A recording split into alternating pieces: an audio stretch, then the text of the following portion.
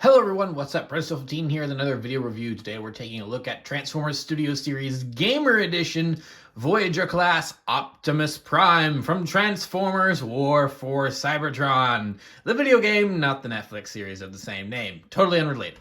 Anyway, before we take a look at the figure itself, let's take a look at the box. So here we have that beautiful looking 2010 PS3 Unity Engine 3 graphics Optimus Prime. I mean, this is just ripped straight from the key art from the game. There is you can tell because it honestly it looks a little low quality compared to some of the other box art we've gotten in the past for Studio Series boxes. I think a really good indication is going to be if we look on the side here. You can kind of see that there's the eyes. There's not really much texture there, and there's some jagged edges around the ears, but it just looks like it just looks low res, which I find actually charming because it is from an older video game, and these were the highest res images they had for this key art. So I'm not upset by it at all. I think it's kind of funny. But so yeah, he is from Transformers War for Cybertron, as we can see here. He is from the Studio Series Gamer Edition, as we can tell by the little D-pad right there. He's the third figure in the line. And, oh yeah, see, it says right there, Gamer Edition. He's an Autobot. His name is Optimus Prime. He is for ages 8 and up. Of course, I just suggested they have to put that on there. It's manufactured by Hasbro and Takara Tomy. This is from the Transformers Generations line, which Studio Series is a sub-theme of, which Gamer Edition is a sub-theme of. So, already looked at it over here, but as you know, here's this low-res image of Optimus. He's a Voyager in several different languages, despite being low-res. And then here's a better look at his full robot mode. He is an authentic Transformer, no Chinese knockoffs here. And then, on the top here, we've got another D-pad to indicate that this is Gamer Edition. So then on the back, we've got all the things Optimus does. He's big screen inspired, which actually isn't accurate because, yeah, you can have some big screens that, to play your video games on, but, compared to a movie theater screen, I don't think the 65-inch TV that I have in my living room is anywhere near as big as that. So it's more like just screen inspired rather than big screen inspired. So clearly they just left that and didn't really think too much about it because it's from a video game and not a movie. I mean, it's really just kind of a weird detail and nitpick. It doesn't really affect anything. But anyway, so yeah, he's from Transformers War for Cybertron, which I think the logo is actually a teensy bit more high res than the actual image of Optimus, which is funny. Well, actually, that Cybertron does look rough right there. But anyway, yeah, so he's Gamer Edition Optimus. He's from the Kaon prison break scene. Here he is doing his thing. He comes with the Matrix of Leadership. There, you transform him in 22 steps. Focus, please. And then here we go. Optimus Prime enacts a plan to be captured by the Decepticons in an effort to save Zeta Prime. Of course, a detail that the box is getting wrong here is that he was not Optimus Prime at this point, so let's cover that up. He was just Optimus, and after rescuing Zeta Prime, who then basically dies immediately, Optimus is then named the last of the Primes. But, small details. They wanted to call him Optimus Prime on the box. So, and then, don't eat the toy because that's not good for the environment. And just, War for Cybertron. I love that logo so much. It's simple. It's understated. It just screams 2010 to me. It's like, I love it. I actually really love that logo a lot. So yeah, anyway, so long rant about the box aside, because I'm just really excited here. It's Optimus Prime from War for Cybertron. Oh my gosh, we're getting toys from War for Cybertron, not the Netflix series, which was fine, it was whatever, but, the amazing video game from High Moon Studios from 2010 that you can't play anymore. Aren't you excited? So yeah, when I saw they were doing this, I was actually really, really hyped, and I still am hyped because I think this is a great toy, and I'll get to that in a second, but I do just think it is hilarious that they're releasing toys based on a video game that, unless you have an Xbox One or Series X/S, well, no, not an S, because an S doesn't come with a disk drive, so it would have to be Well, and even then, they'd still delisted it. So unless you have an Xbox One and you happen to get the backwards compatibility on on War for Cybertron and Fall of Cybertron before they were delisted, then the only way to play this video game is to own a physical copy for either your PC, PS3, or Xbox 360, or of course the DS games. We'll count those as well. That is the only way you can play this game. You cannot purchase this game. Except on the aftermarket. There's not a remaster of it or anything. It is a game that, for all intents and purposes, no longer exists and you can no longer play. But they still are cashing in on it. So I just do think that is just a teensy bit funny. And so, and you might say it's like, well, I mean, you can kind of say the same thing for like all the movies, because it's like, but then no, not really, because all the movies you can go and rent Transformers: Age of Extinction on Prime Video or Paramount Plus or whatever. If you go and you pick up, the Buzzworthy Bumblebee Grimlock and you want to watch the movie he's in, you can do that very easily and very cheaply. If you get the Autobots 5-pack that comes with all 5 Autobots from the first movie, then you can go on Prime Video and or go to the store and buy the 5-pack of Transformers 1 through 5 in the Blu-ray collection at Walmart or something like that. There are avenues. Even the 86 movie is pretty easy to get a hold of. So there are avenues for all previous Studio Series figures that have been released that you can go and watch the thing that they're advertising, and it's a pretty easy way to do that. This, however, is from a dead video game, so I just thought that was really funny, and I just wanted to mention that off the top. So it's just kind of humorous. But anyway, I've spent quite enough talking about other things except for the toy. Let's actually look at the toy, and he is a beaut.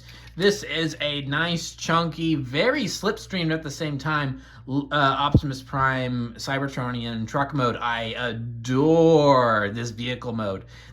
When I saw that trailer for War for Cybertron for the very first time that announced the game, and I saw this, it was like, oh yeah, that's Cybertronian Optimus Prime. It is so well designed, and it doesn't look like an Earth vehicle. It's like but they gave it wheels instead, because they could have just made it hover. They could have made them all hovercrafts, but they actually gave them wheels, and the wheels look and make sense. And this is definitely an alien vehicle. Like, there is no like little open hatch or anywhere.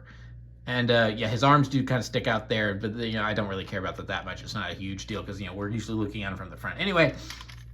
But there's no hatch where a driver could get in. There's nothing here resembling an Earth truck in any way, shape, or form, really, except for maybe one of those PT Cruiser trucks. But we're not going to talk about those. but it's like, this is so completely an alien futuristic vehicle that this is like, when I think of a Cybertronian Optimus Prime, this is my default go-to, not the War for Cybertron Siege Optimus Prime from 2018, where he's literally just a flatbed or a flat-nosed semi-truck from Earth, but they stuck a couple extra pieces on him to make it look like he's an alien truck. I did not really care for that design at all. It's so lazy. You just G1ified or you just Cybertronianized the original G1 design, which I guess was really what they're going for. So in the context of that theme, it works. But I think this is just so much more creative. There's just so much more going on here. I just love it. He's got smokestacks. Honestly, I just love this. I think this is just really, really great. So there's his big old truck mode. Now we'll go ahead and come in with a comparison, and we have Fall of Cybertron Optimus Prime, deluxe class here. So he's going to be smaller, but this is his vehicle mode from Fall of Cybertron. So clearly we've got a size difference here. Deluxe from 2012, Voyager from 2023. So, clearly some differences here, but yeah. No, it's still interesting to see them side by side. I don't care. The truck mode I like, but the robot mode I don't really care much for, and I'll talk about that in a bit. But this truck mode looks good because again, this is very much you get the idea that this is a big old truck, but it's still very concretely alien. There's not really, anything, Earth or human resembling that. So this vehicle form I do quite like. But yeah, so that's pretty much it for. Oh no, actually no, it's not. I forgot. We got weapon storage to talk about. So here are his weapons. He does have his great big blaster. He does have his great big axe. And then these can just store right here. These just go into some clips, like so. And that looks a little silly, but, if you do want to take off the axe, then, here you go. You've got Optimus Prime with his gun out, so you can do strafing runs as per the video game, where, the guns will come out and they'll shoot. So yeah, I mean, it wasn't exactly this particular gun that popped out, but it's close enough, and I really appreciate that. So now that we've discussed all that, let's go ahead and get down to transformation. So the first thing we're going to do is remove this, cast it off to the side. Okay, we're done with that. Now, first thing we want to actually do, aside from removing the weapon, is just get these untabbed here. So these panels here, you see there's a tab there that goes in there. And then there's kind of a notch here, and then that will go in there, and then that will all just kind of click together there. So that's how that all works. So we want to do that on both sides here. Come out pretty easy peasy, and we'll just move them back like that for now. Kind of get these moving a little bit, and then we want to come back here and just pull these things apart, and we'll just kind of get the legs positioned like this so we can work on them. So if you'll notice, there are some tabs here and here, and then these, you can't really tell from the top, these tab together right here. So we just want to start pulling things apart. It's easier to go from the bottom here to then get these separated like such, and you can see where the tabs go. And then now, this is like the one and only thing I find tricky about this figure, is the feet here, is that if you pull on them too much, you're liable to just pop them right off. And yeah, just like that. So as you can see here, that's a hinge, and never fear, it does just clip back on, easy peasy.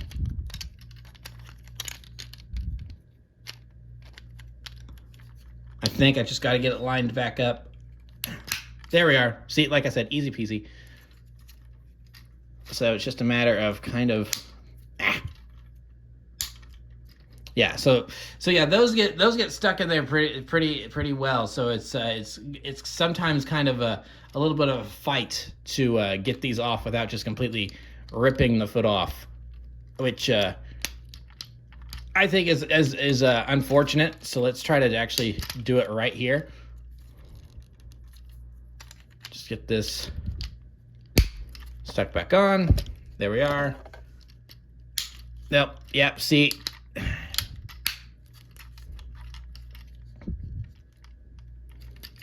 And it's like you can't really.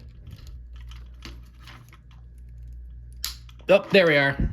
So yeah, if you kind of grip it like that, then it will all kind of come down a little better, and then we can just move this into position like so, and then that will,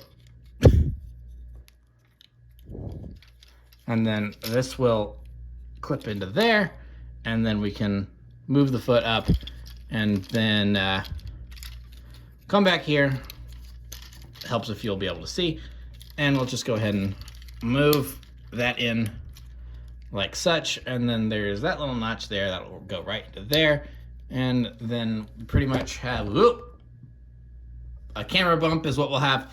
But with that, we pretty much got a leg all done. So we'll go ahead and finish up with this one over here, where actually you don't want to do that yet because of the foot situation. So there we go. This one came down a little better. So now we'll go ahead and get all of this in like that. And then make sure that's in there. Oh, nice little click there. Push that back. And then we pretty much have the legs all done, his great big beefy legs. Now, we'll come around to his great big beefy arms, and we just want to untab them like this. And we can just go ahead and bring them forward. And then we just want to scooch these pieces out here, and then that will kind of free things up, and we can move this up like so.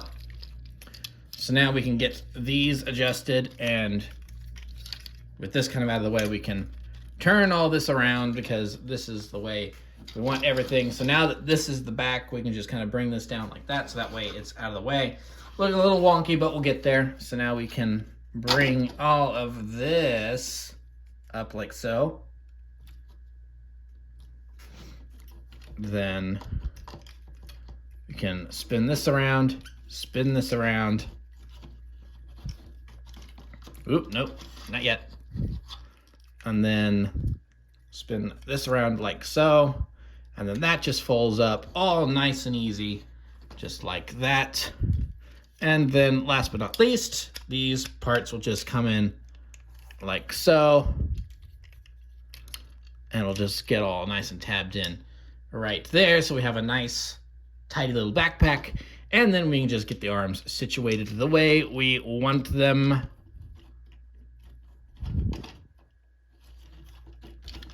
And I'm pretty sure we are, aside from a knee wanting to go a little wonky on us, there we have Cybertronian Optimus Prime. Scooch, scooch, even up. Yes, there we are. There we have, we have Cybertronian Optimus Prime in his robot mode, and he's a pretty good looking Optimus Prime. I mean, this is just so cool. This is just such a really great Optimus Prime design.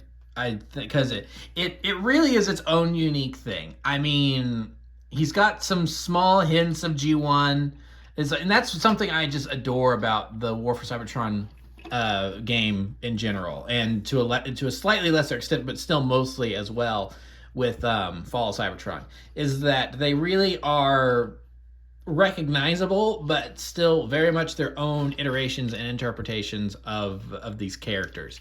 Where you look at this guy, this is, there is no doubt that this is, War for Cybertron Optimus Prime.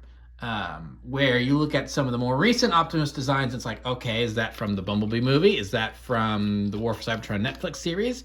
Is that from Earthspark? Is that from is it from Cyberverse? It's like there's a lot of sameness going on. It's like they've all clearly got their own art styles going on, but the silhouettes are so similar. It's like there's no mistaking who this guy is. He's a big beefy boy, and he's ready to rumble, and he is Optimus Prime from the High Moon War for Cybertron video game from 2010. So yeah, overall just really good looking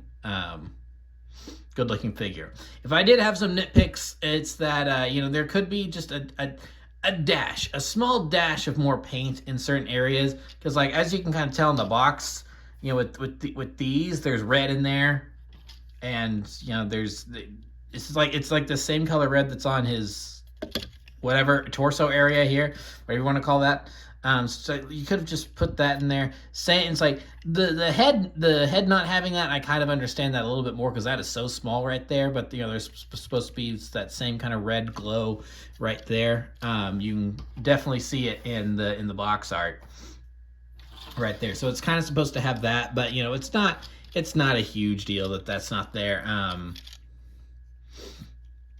And maybe the Autobot symbols could be a little bit more glowy. It's like, but these are like really small things. Overall, I think the detailing, this is what I love Studio Series about, is that it really does go all out on making things. Usually they make things as accurate as possible, and I'm really glad that we are getting characters in this line now. So yeah, overall a really good looking Prime. And like I said, it's like, we've got a nice tidy little backpack. There's a little bit going on there, but it's not really that big of a deal. It's like you get the wheels where they belong, as you can see there in the box art and everything. So I do kind of wish that maybe these back wheels were a tiny bit bigger, but even then, there's not a whole lot of real estate back there, so they're probably the perfect. It's like I guess they could maybe been a little bit bigger, but it's like not by much. There's really, they really take up as much real estate as they need to. Because I feel like in the game, when you got the character walking and everything in that third person point of view, it's like I feel like the legs are just a little bit bigger, but it's really not that big a deal. Overall, this is a very, very, very good representation of this Optimus Prime. So one thing you can do with this guy is you can open up his chest, because what's an Optimus Prime toy these days without the Matrix of Leadership? So here we have the War for Cybertron Matrix. We can just pop it out there. He can't really hold it, which is a little bit of a bummer. Well, we'll go ahead and take a look at that. So yeah, pretty good looking Matrix. It's just all hollow on the inside because of the way it fits into his chest there. So we'll go ahead and put that back and then close them up. So they did not need to include that, but they did, and I really appreciate that they did. So that's pretty cool. So now we'll go ahead and move on to his weaponry. So he does come with his great boot. Okay, so clearly, as you've kind of noticed on my copy, this knee is just a little. This knee on this side is just a little loose, where this is a lot stiffer. So at least with my copy, I do have to be a little careful, because he might decide to slip on a banana peel. But anyway, as I was saying, he does come with his great big old battle axe here, which is really cool. And what's also cool is that it does actually transform. So now you have both the double-sided axe and whatever the front-facing axe, I guess. I don't know. I'm not an expert in axes. So yeah, that is really cool. Of course, he can hold it, since it is his primary melee weapon. Now, something I'm a little irked by is that you really have to force it in there. At least on my copy, it's like it doesn't. I mean, I don't want it to just be able to fly out. No. But it's like it does take a little bit of effort to really get it in there, and I do find that annoying. But it is kind of made up for if it wants to. Come on. There. It is kind of made up for in the fact that you can then deconstruct the axe and give him different lengths to hold it at. So you can hold it like that. You can even pop this off right here and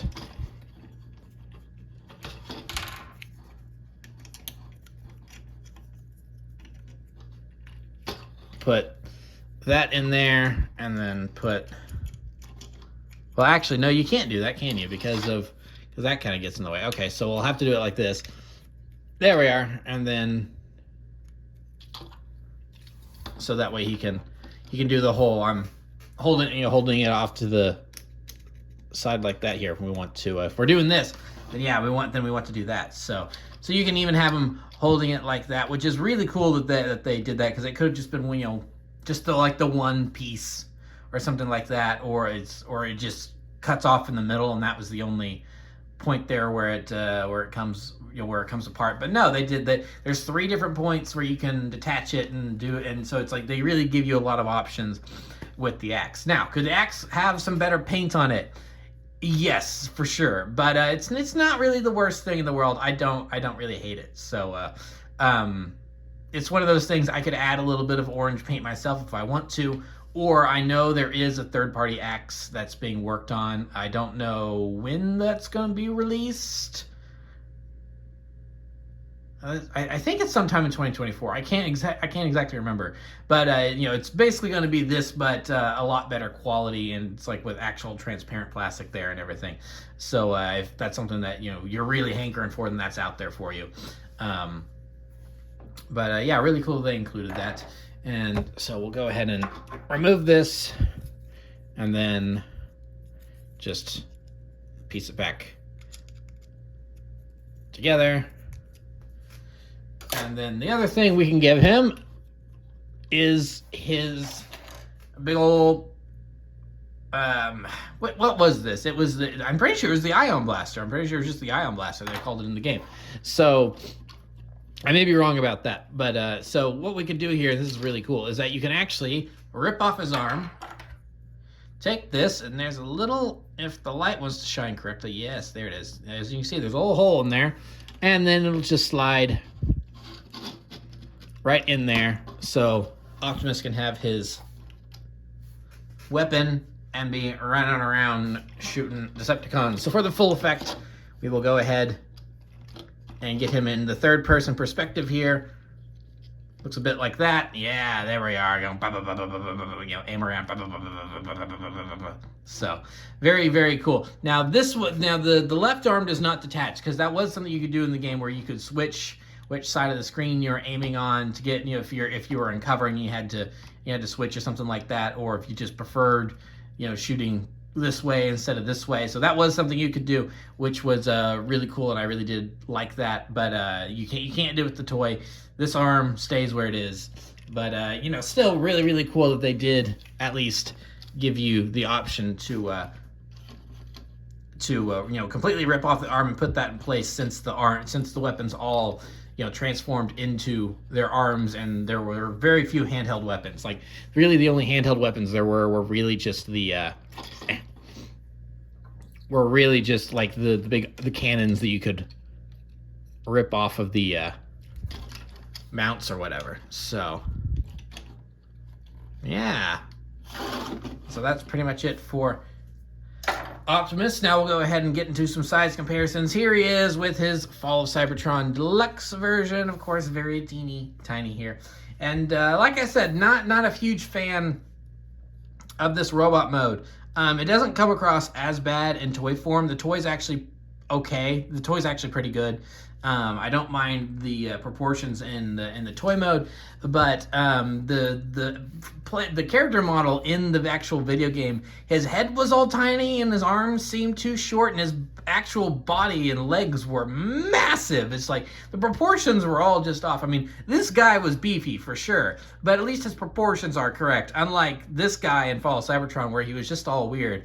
But also, this may be controversial, but I actually prefer War for Cybertron over Fall of Cybertron. I don't really, it's because they're both amazing games, but there's just something about War for Cybertron that I just really, really, really like, and it's just like, yeah, I gotta pick that over Fall. But also, speaking of War for Cybertron, here we have the original deluxe Cybertronian mode Bumblebee from War for Cybertron. So this is probably close-ish to scale for how they were in the game, if I'm thinking about the cutscenes and everything, and how they compared next to one another. So yeah, pretty cool to see them together after all these years, because of course, I kind of feel like with the original, with War for Cybertron, I kind of feel it's that one scene from Toy Story 2 where tour guide Barbie is taking the toys down the Buzz Lightyear aisle.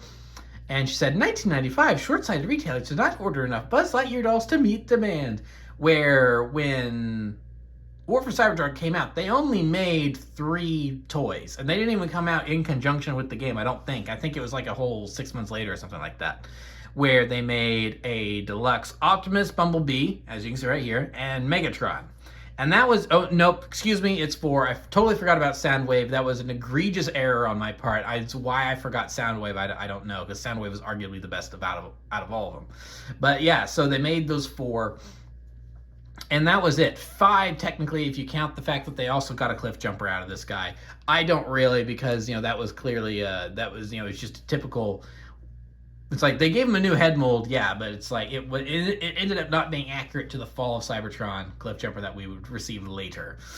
So and it was just a new mold, or it was just the same mold with a new head and a different paint job. So I don't really count that. So we got the 4 of those, and that was really it for War for Cybertron. But they clearly learned their lesson, because by the time we got to Fall of Cybertron, then they gave us like an entire toy line based on it, which I really, really appreciated. I'm like, okay, good. And this guy's maybe the worst out of the entire line, which is funny because it's one of the few I have from that line, because there were a lot of amazing figures from that line, and I didn't really get that many. I got him, I got Shockwave, and I got all the Bruticus. I got the Combaticons to form Bruticus, and I'm pretty sure that is it. So I wanted Starscream and a couple of the others, but and then like they didn't even make some of them, like Ratchet and Ironhide never got figures, but anyway, so yeah, so yeah, it is cool to see them together, and I do not have Bumblebee, so but I don't have new Bumblebee to go with this guy, just because I think this guy already does a really good job at what he does, so I didn't feel the need to get the Bumblebee to go with him. So yeah, now we're not quite done here yet, because inside the display, or getting ahead of myself, inside every box is a optional display that you can use for your figures. So here we have the Kaon prison system. I'm pretty sure this is the Kaon prison. They could have gotten that wrong, but yeah. So there is Optimus in his display, and of course it says War for Cybertron there and everything, and it's like you got Gamer Edition on the side, so he's the third figure. So yeah, they spruced it up a little bit, and I really appreciate that. So yeah, that is a Voyager class Optimus Prime from War for Cybertron. I adore this figure. About a year ago, I said to myself, okay, I am done with Optimus Prime and Bumblebee figures. No more of those figures. Because I have enough. I've got my G1 versions, I've got my movie versions, I've got I've got the game versions. It's like Earthspark. It's like, those versions are close enough to other versions. I don't need to get those toys. It's like, at this point, I'm done with Optimus Prime and Bumblebee figures. I don't need to get any more. Well, but then they had to bait me with the nostalgia with this guy. and I'm like, okay, this Optimus Prime, and then I'm done. No more Optimus Primes and Bumblebee after this point. But then Legacy had to go, oh, by the way, now we're making animated toys. It's like, it's like I never had, animated so great. I have to get an Optimus and Bumblebee from animated. So Hasbro, how dare you? Just when I thought I was done spending money and getting so many versions of the same character. But I'm a sucker for it. It's like, that's how they get us Transformers fans. It's like, we're suckers for nostalgia. That's why they keep making G1 Optimus Primes. I'm aware of that. So, I complain about it, but I'm as hypocritical as the rest of us, where I still go and dive back into the well, just like everyone else. But yeah, so no, I really, really like this figure. I think he's really, really cool. Just lean his axe up there or something. So I think he's really, really cool. He comes, the accessories he comes with. Okay, that's not gonna work, so forget that. The accessories he comes with, the ability to detach the arms and everything. It's like, I've heard some people kind of go, and hemming and hawing over the fact that these exist. And some people, it's like complaining that they're not like, they're at the end of the day, Studio Series is still, these figures are still toys, and I feel like some people sometimes, I do have high expectations of Studio Series, because I think since its inception in 2018, Studio Series has been pretty, for the most part, consistently great. Now, I don't have every single figure they've put out, and there's definitely been a couple duds, and those I just, kind of not picked up. But overall, I've been consistently impressed with the vast majority, like 90% of Studio Series' output. And I think here, once again, they've done just a great job with translating this design into a new toy and giving it to us, even if it is like 13 years late.